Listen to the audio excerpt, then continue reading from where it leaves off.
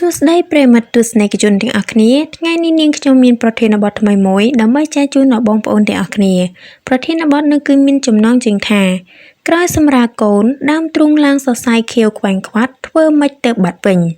មុននឹងយើងចូលដល់អត្ថន័យក្នុងប្រធានបទនេះសូមបងប្អូនទាំងអស់គ្នាកុំភ្លេចចុច Like Subscribe និងសញ្ញារូបកណ្ដឹង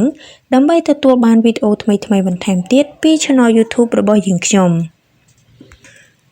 ស្ត្រីខ្លះក្រោយសម្រាលកូនហើយឃើញមានសរសៃខៀវពេញទ្រូងដែលចាស់ហៅថាសរសៃទឹកដោះទោះជាមិនឈឺចាប់ក្តីតែវាមើលទៅគួរឲ្យខ្លាចនិងមិនស្រស់ស្អាតទៀតផងទើបមានម៉ាក់ខ្លះចង់ដឹងពីវិធីដើម្បីកែខៃបញ្ហានេះអ្នកម៉ាក់ប៉ែនសុនារីបានចែករំលែកបញ្ហាឡើងសរសៃខៀវនោះថាបណ្ដាលមកពីក្រពេញទឹកដោះព្រមទាំងដើមទ្រូងរីកធំទៀតនោះទើបសរសៃឃើញច្បាស់បែបនេះដើម្បីកាត់បន្ថយយើងអាចបំបៅកូនឲ្យបានញឹកញាប់ដើម្បីកុំឲ្យតឹងដើមទ្រូងហើយសរសៃក៏មិនឃើញច្បាស់ពេក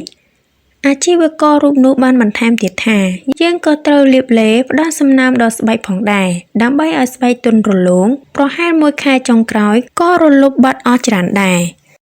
ស្ត្រីវ័យ30ឆ្នាំរូបនេះបានបន្ថែមទៀតថាការលាបរឹតខាប់អបស្បែកជាមួយពន្លៃនិងស្លៀកពាក់ឲ្យបានជិតក៏ជាដំណោះស្រាយមានប្រសិទ្ធភាពបាត់សរសៃខៀវផងដែរ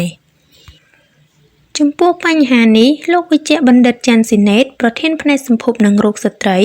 នៃមន្ទីរពេទ្យបង្អែកមិត្តភាពកម្ពុជាសែនសុខបានឲ្យដឹងថាបញ្ហាឡើងសរសៃខៀវបែបនោះអាចដោយសារការរីកសរសៃវ៉ែនព្រោះការកើនឡើងកម្រិតអរម៉ូនប្រូសេស្តេរ៉ូនច្រើនអំឡុងពេលពពោះនិងក្រោយសម្រាលប៉ុណ្ណោះចំពោះការឡើងសរសៃខៀវនេះមិនមែនតែដើមទ្រូងឡើយគឺមាននៅដៃជើងភ្លៅឬពោះលោកវិជ្ជបណ្ឌិតបានបន្តទៀតថាវាជាធម្មជាតិសម្រាប់ស្ត្រីជាម្ដាយនៅសរសៃខ្ចីដូចនេះកាលណាកម្រិតអរម៉ូនធ្លាក់ចុះវានឹងបាត់ទៅវិញដោយខ្លួនឯង